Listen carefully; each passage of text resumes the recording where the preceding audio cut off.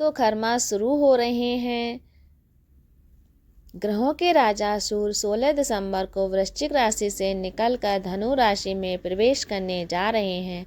जैसे ही सूर्य देव धनु राशि में प्रवेश करेंगे, खर मास शुरू हो जाएगा। खर मास को हिंदू धर्म में शुभ नहीं माना जाता है। ऐसे में सूर्य का धनु में गोचर करते ही अगले 30 दिनों के लिए सभी शुभ काम और मांगलिक कार्यों पर रोक लग जाएगी। इसके बाद नए साल में 15 जनवरी 2024 को मकर संक्रांति के बाद से शुभ कार्यों पर पाबंदी हट जाएगी। इस तरह 16 दिसंबर 2023 से लेकर 15 जनवरी 2024 तक का समय खरमास का होगा। ऐसे में इस दौरान क्या करना चाहिए और क्या करना नहीं चाहिए, आइए हम आपको बताते हैं। खर मास में क्या करना चाहिए। खर मास के दौरान शुभ और मांगलिक कार्यों को करने की मनाही होती है, इसलिए इन दिनों में किसी भी शुभ कार्य का आयोजन न करें। खर मास में बेटी या बहू की विदाई नहीं करनी चाहिए। खर मास के दौरान गृह प्रवेश, मुंडन जैसे संस्कारों का आयोजन नहीं करना चाहिए। साथ ही इस दौरान नया वाहन, घर, प्लाट, रत्न, आभूषण और वस्त्र आदि नहीं खरीदना चाहिए। इन दिनों गाजर, मूली, तेल, चावल, तिल, बथुआ, मूंग, सौंठ और आंवला का सेवन नहीं करना चाहिए।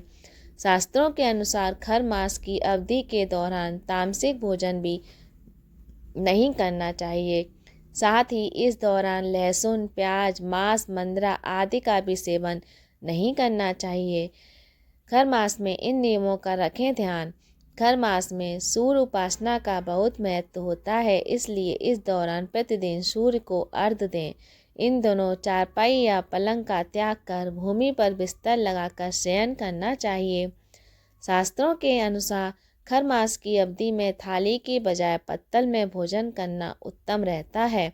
यह महा आराधना और जप, उपवास आदि के लिए शुभ माना जाता है।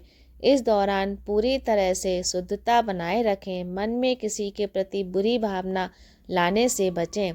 खरमास के दौरान भगवान विष्णु की पूजा करना भी बेहद शुभ रहता है।